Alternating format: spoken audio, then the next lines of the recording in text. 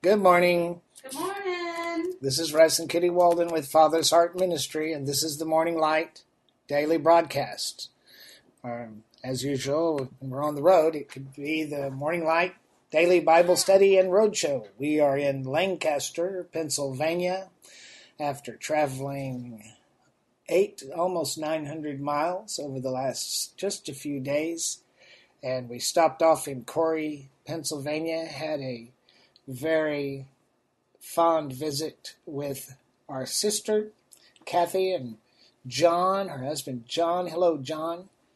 And now we've come to Lancaster. We had an awesome meeting last night here at the Hilton Garden Inn on Granite Run Drive. Packed house. God showed up. It was a sweet time, and it's always Old Home Week for us because we get to hug the necks of people like Linda Lauritsen and Angela DeShazo, and there I go, I'm going to leave out some important names. Carol Hoffmeyer, Joe and Angie Yushinsky, Kayla, of course, and Alex, and Lisa Pamphilus. I was going to get it.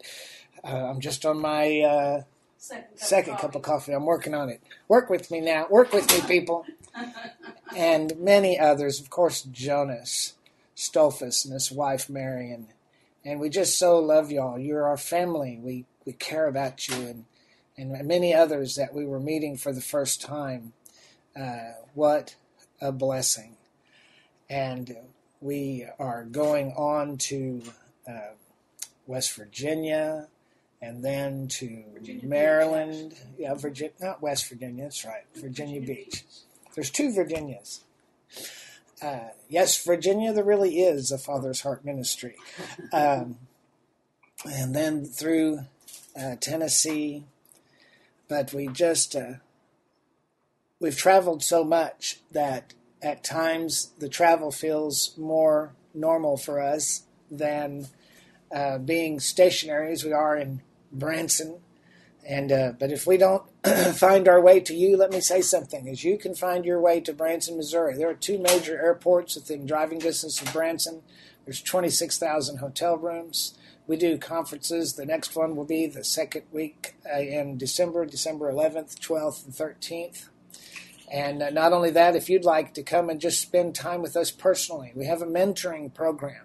It's not just about a casual visit. It's a mentoring program where we speak into your life and prophesy into your life for over a 3-day period of time. We bring you into our home and just vein you in the prophetic as God anoints us to do it. Only God is sufficient for these things, but it is something He's directed us to do, and we've had people come from all over the world to participate in the mentoring program. And you can learn about that on our website, fathersheartministry.net or propheticnow.com.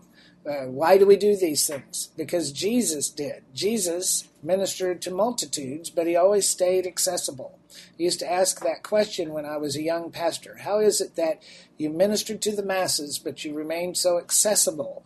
Well, we're kind of finding that out, and we're implementing that. We don't know how to love you with black rubber gloves and a lab coat and 4 bodyguards. We have to love you up front. We have to be real. We have to be relational, and we're seeking after ways to make that happen that can be multiplied through the many thousands of people whose lives we have the privilege of speaking into. Now on to the Bible study today. Today we're reading in 2 Kings chapter 25. Bear with us now. Kitty won't be participating because we're urgently kind of moving around, getting ready for some afternoon appointments and a meeting this evening and a noon appointment as well. But 2 Kings chapter 25, you might hear the door of the hotel open and the coffee makers over there interceding. 2 Kings chapter 25. Judah goes into captivity. In this chapter, the puppet king of Judah, the last territorial king of the southern kingdom, the last one to sit on a somewhat sovereign throne by the name of Zedekiah. He attempts to revolt against his master, the king of Babylon. Nebuchadnezzar successfully besieges the city.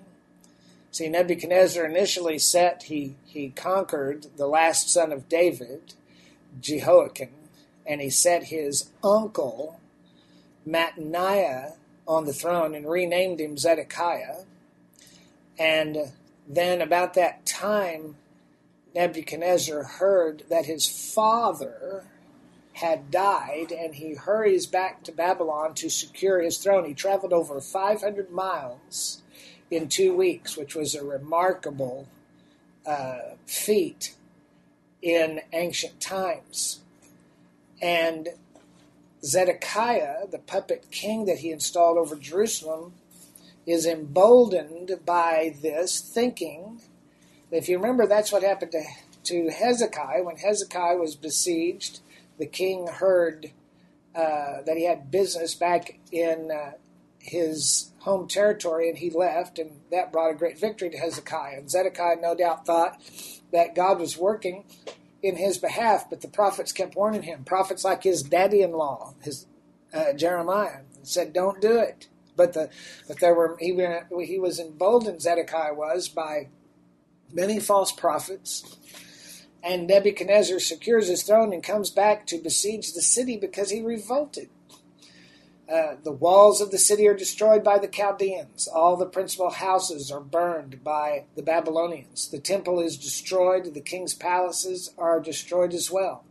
The remaining gold and brass in the temple are taken to Babylon as spoil. The king's sons, as was prophesied both to Hezekiah and Josiah, the king's sons were slain before his eyes, and his eyes were put out. What was the one great sin that brought all of this on?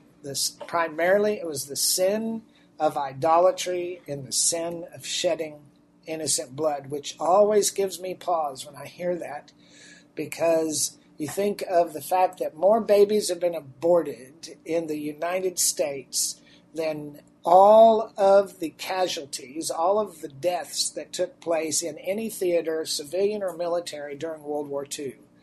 And I understand that we have been conditioned now to see this as simply a political issue, the abortion issue. But I always think, how does God see that? Does God see that that baby as just some sort of protoplasm, some kind of tissue that a woman has a right in her body to remove? Or does God see this as the shedding of innocent blood? They shed the blood of their sons. They passed their sons and their daughters through the fire to Chemosh and to Moloch.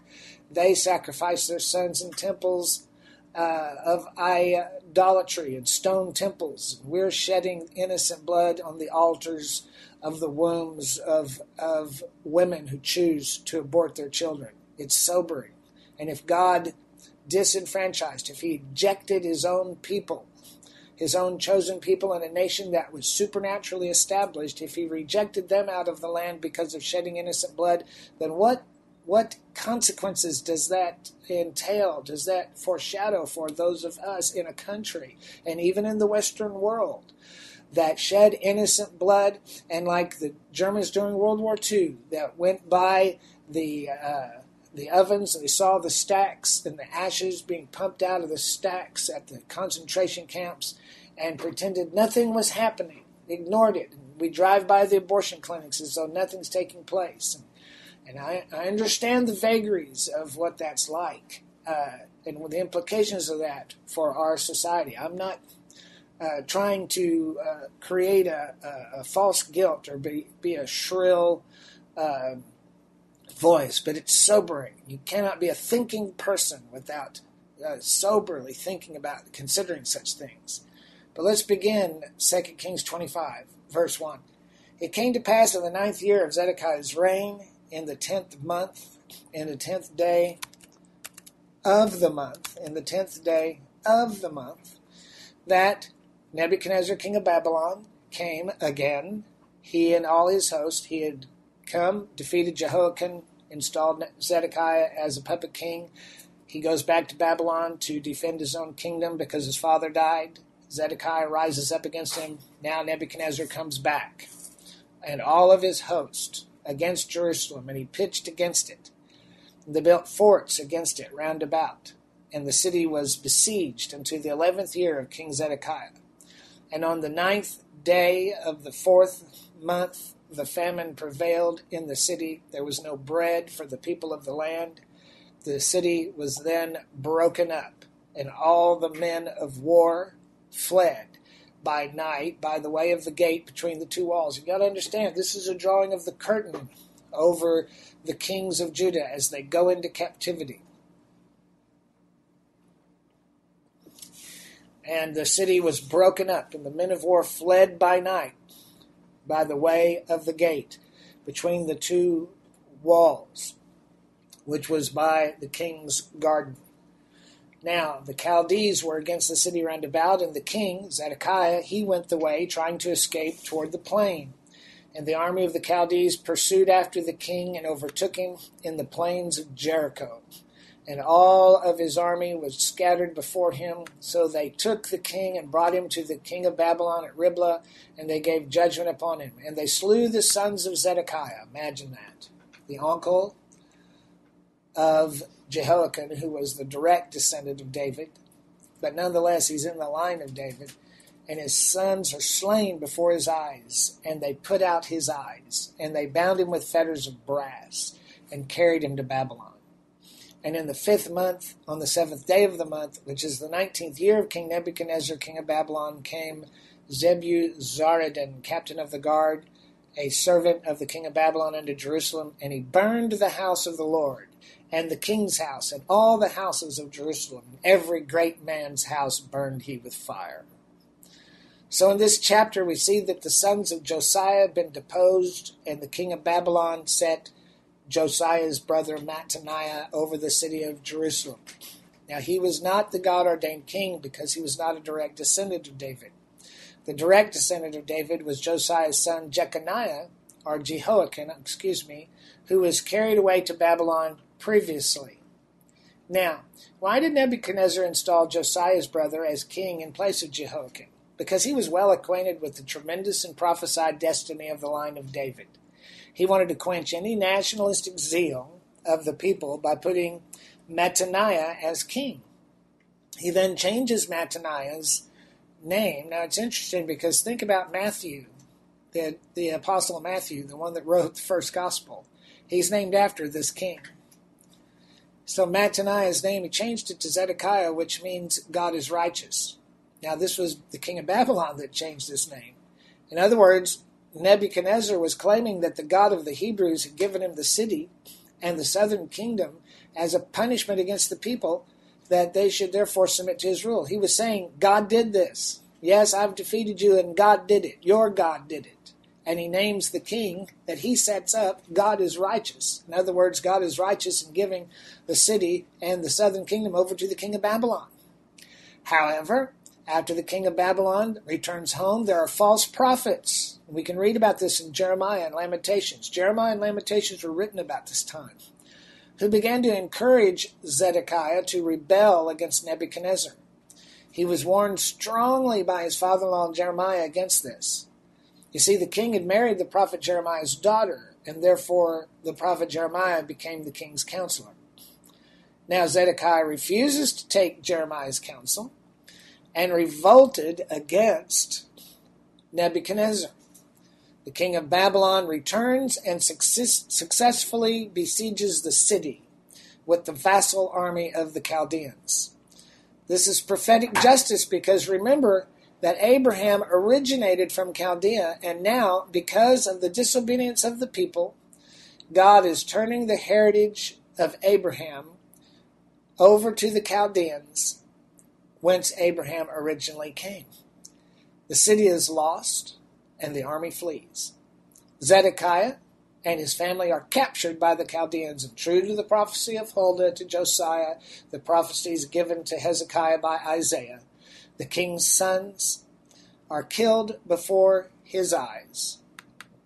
Can you imagine to have your sons killed before your own eyes, and to have your eyes be put out as Zedekiah's were, and then be taken to Babylon as a captive. Verse 10, and all the army of the Chaldees that were with the captain of the guard broke down the walls of Jerusalem. So then they proceed. They've taken the king. They've killed his line off. And now they're dismantling the city. They took down the walls of Jerusalem round about. Now the rest of the people that were left in the city and the fugitives that fell away to the king of Babylon with the remnant and the multitude did the Nebuzaradan, the captain of the guard, carry away. So the rest of the people are being carried into captivity. But the captain of the guard left the poor of the land to be vine dressers and husbandmen. The pillars of brass that were in the house of the Lord, and the bases and the brazen sea that was in the house of the Lord, did the Chaldees break in pieces, and carried the brass of them to Babylon. And the pots, and the shovels, and the snuffers, and the spoons, and all the vessels of brass wherewith they ministered, they took away. And the fire pans, the bowls, and such things were of gold, and of silver, the captain of the guard took away. The two pillars, the one sea, the bases which Solomon had made for the house of the Lord, all of the brass of these vessels was without weight. The height of one pillar was 18 cubits, and the chapter upon it was of brass, and the height of the chapter 3 cubits, and the wreathen work, and the pomegranates, and the chapiter round about, all of brass. And like unto these had the second pillar with wreathen work. Remember, one of these pillars was named Boaz, after the husband of Ruth, who was in the line of Jesus. And the captain of the guard took Siriai, the chief priest, and Zephaniah, the second priest. Now look what he does to the priests.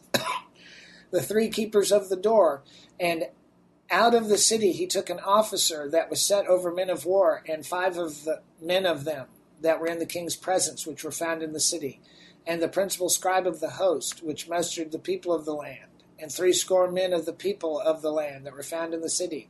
And Nebuzaradan, the captain, took these and brought them to the king of Babylon, to Riblah, and the king of Babylon himself smote them and slew them. He killed the high priest at Riblah in the land of Hamath. So Judah was carried away out of their land. So the high priest is captured and taken to Nebuchadnezzar, and he personally takes the high priest's life. Why did he do this? Because he knew that Zedekiah was a pretender to the throne whose only power was given to him by Babylon. The high priest, on the other hand, was the highest-ranking legitimate ruler of the southern kingdom. The house of the Lord is burned to ashes. The king's house is burned to ashes. The city walls were destroyed and razed by the Chaldeans, all according to the prophecy of Huldah, who spoke to Josiah that the city would only be spared in his lifetime. Why did all of this happen? The seeds of judgment were planted in the syncretism practiced by Solomon himself when he allowed his foreign wives to worship Chemosh and Moloch on the Mount of Olives. This bitter harvest was reaped because of the sins of Ahaz and Manasseh, who perverted and corrupted the worship of the one true God into a blend of pagan and idolatrous worship that included the worship of Ashtaroth, the goddess of fertility, and the holy place itself. You know, we think about that, and we have a protocol. We have in our religious culture syncretism, the same syncretism that caused the southern kingdom to be taken into captivity exists even in Christian culture. We say, go to the church of your choice. Worship God any way you want. It doesn't matter just so you're sincere. And I understand how to do otherwise we might find to be repugnant to us, but let us not read the scriptures and gloss over the fact that because this was the policy of the kings of Judah, it was a major reason. We might call it syncretism. God called it idolatry, and he took them into captivity. We say it's about, with the shedding of innocent blood, we say it's about women's rights. It's about, that's rooted in the thought of individualism. Nobody has a right to tell me what to do. We've taken liberty and freedom and exchanged it for licentiousness and turned individuality into an idolatry. And there is a difference between liberty and freedom and individuality and licentiousness. And we need to think about those things. And I understand that I'm in essence prophesying against the very foundation of the liberties that we champion in our society. But there is a point. There are boundaries. There are margins that we have to consider. Margins that once crossed begin to cause the favor of God over a nation and over a culture to be lifted. And we wonder why Western culture is under the assault of the jihadists.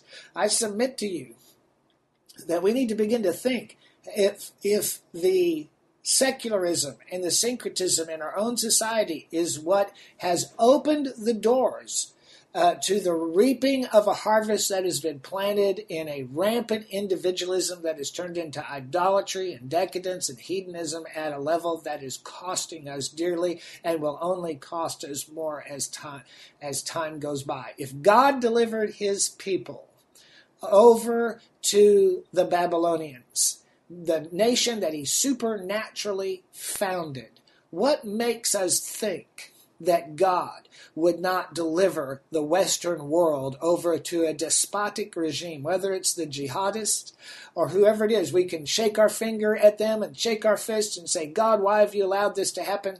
And he looks at 50 million children that have been slain, and the blood of the innocents, and the syncretism and individualism and the licentiousness that has been occasioned by championing and putting individual choice, individual rights above every other moral or spiritual consideration.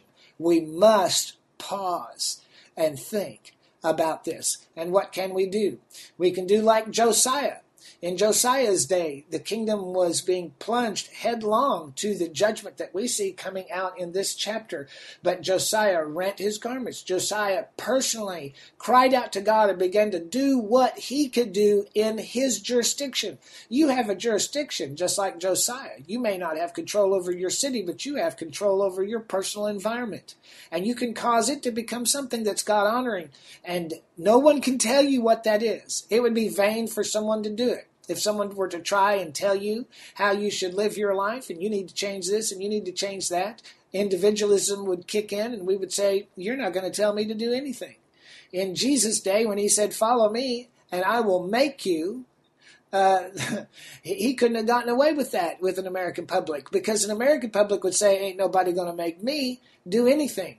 So I would not be one to suggest to you what that accountability looks like, but I would say to you this, that accountability exists, and it behooves you to find out between you and God. You can't say, well, that's not what my church taught, because the high priest wasn't teaching these things. He ultimately died, and the city with him, and the kingdom was lost. We cannot say that isn't what the people around me taught me. No, you have to find out what personal accountability to the claims of Christ looks like in your life. And if in the end, in the whole, your life does not look radically different than the culture of secularism and syncretism around you, I suggest you need to take another look. I suggest you need to re-examine again. And it's a very important thing, because if one person, like Abraham, when God talked to him about Sodom, he said, if there just be 50 righteous, God will spare your city. God will spare you your city. If someone, he will spare you, spare your loved ones. Maybe there is a tide of judgment that's inexorably rolling like a juggernaut toward Western culture. But if we choose to come into an accountability that's not based on religious culture, that's not based on the protocols of a syncretic Christianity that champions individual rights above the dictates of the Word of God that we so discover in exploring this narrative as we do. So let's go on with verse 22. As for the people that remained in the land of Judah, whom Nebuchadnezzar king of Babylon had left, even over them he made Gedaliah, the son of Ahikam, the son of Shaphan, ruler. And when all the captains of the armies and their men heard that the king of Babylon made Gedaliah governor, they came to Gedaliah to Mizpah, even Ishmael, the son of Nethaniah, and Johan, the son of Kareah, and Saraiah, the son of Tanhumeth, and Neto Fathite, and Jaazaniah, the son of Maacathite, they and their men. And Gedaliah sware to them and their men, and said to them, Fear not to be the servants of the Chaldees, dwell in the land, serve the king of Babylon, and it will be well with you. And it came to pass in the 7th month that Ishmael, the son of Nethaniah, the son of Elishama of the royal seed, came, and 10 men with him, and smote Gedaliah that he died, and the Jews and the Chaldees that were with him at Mizpah. And all the people, both small and great, and the captains of the armies arose and came to Egypt, for they were afraid of the Chaldees. And it came to pass in the 7th and 30th year of the captivity of Jehoiakim, remember, the last of the line of David, has been imprisoned in Babylon all this time. And in the 12th month, in the 7th and 20th day of the month, that, listen to the king of Babylon, evil Merodach, I-V-I-L, Merodach.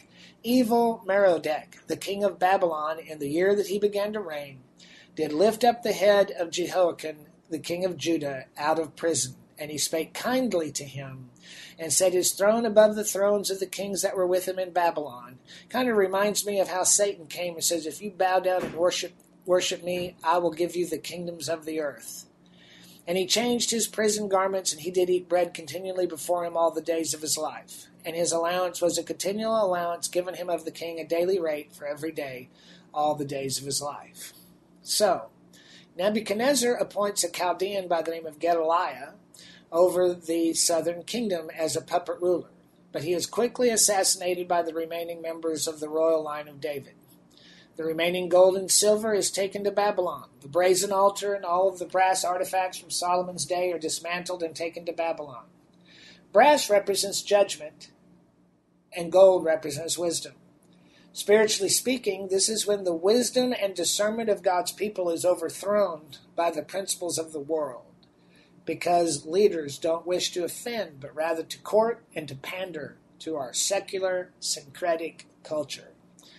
In time, the true heir, Jehoiakim, who has been in Babylon in chains, is lifted up by a new king of Babylon by the name of evil Merodach, who releases him from prison and speaks kindly to him.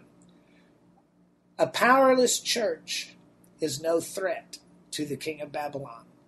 The people of God now experience a respite from bloodshed for a time as a captive people with a captive king in Babylon whose ruler's name is the epitome of evil itself. Jesus made a statement to his disciples. He said, they're going to persecute you. He said, and don't think it's strange because they persecute me. And if they persecute me, they're going to persecute you. But then he goes on to say, he says, the world loves it. So, and you look at that word love up in that passage of Jesus' statement, and you'll see that it means it tolerates its own. You think about that. The world drives by the church with the steeple on the corner, and they don't even blink. They don't have a twinge of conscience. They don't think that's somewhere they're supposed to go. They're not intimidated, and they're not afraid. They tolerate the church. They tolerate Christianity. Why? Because Christianity is no threat. I tell you that the church that rises up and confronts nations will be a church, even in our modern sophisticated technological age, will be a church that knows what the blood of the martyrs looks like upon the sidewalks of our streets. We need to consider such things because we're living in a day of shift. We're living in a threshold of change. Will it come in our lifetime? I'll be surprised if we don't see radical change, even more so than we have in my short 55 years. That we're going to see a shift and a change. Could the blood of the martyrs again be spilt in our land? Think about the devastating thing that as the line of kings in Jerusalem comes to its bitter end and the entire nation is taken away captive to Babylon. And in the book of Revelations, Jesus says that Babylon will be alive and well in our day, in the last days. And there will be holy apostles and prophets that will be persecuted by that Babylon. Some people believe that's the religious system. Some people believe it's the United States. Some think it's the European Union. Others think one thing or the other. Well, many people are happy to brand the Catholic Church as Rome is Babylon. I question that. because that implies that there's something significantly different in character or tone in terms of religious nature between evangelical or non-Catholic denominations and the Catholic Church. And quite frankly, if you look with an honest eye, there's very little difference. And so you can get out of Babylon, but you can't take the Babylon out of the people now, can we? So it's sobering, and it's a chapter we cannot avoid. Honestly, I like to talk about the sweet things. I like to talk about the blessings. Remember that in the midst of all of this upheaval, Isaiah goes to the temple and says, God, what do you want to talk about? And he saw the glory of God that filled the temple. And the word of the Lord came to him that of his government and his increase there would be no end. When you talk to God, it seems sometimes that he ignores all of the urgent issues of the day. And he begins to talk about things so much more above anything that we could imagine on an earthly level. Let us learn to be spiritually minded and think with the thoughts that God thinks and not be all wrapped up in the crises of the day. Because in all of this, remember that the sky is not falling. The kingdom is coming. And if we will attach ourselves to the kingdom, then the kingdom will be our portion regardless of what happens in the earth round about us. God bless you. We're in Lancaster, Pennsylvania, getting ready to go to a noon appointment and another evening meeting this evening. We really covet your prayers. God bless you.